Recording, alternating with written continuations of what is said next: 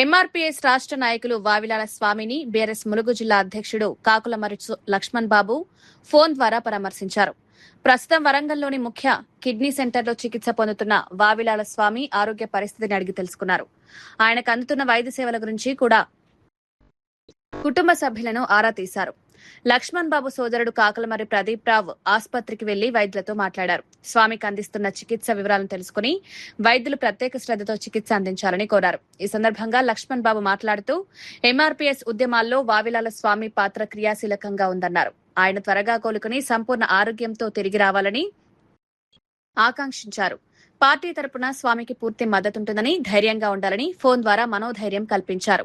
ఈ పరామర్శ సందర్భంగా వావిలాల స్వామి కుటుంబ సభ్యులు వావిలాల పోషయ్య, రాంబాబు, కిషోర్ తదితరులు పాల్గొన్నారు.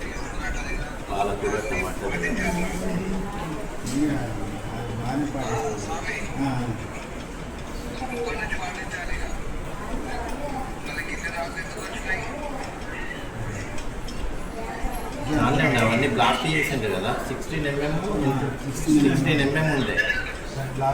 16 mmది బ్లాస్ట్ చేసేసరికి అన్ని ముక్కలయ్యాయి. 16 mm బ్లాస్ట్ చేసి ఏం లేదు. ఓకే.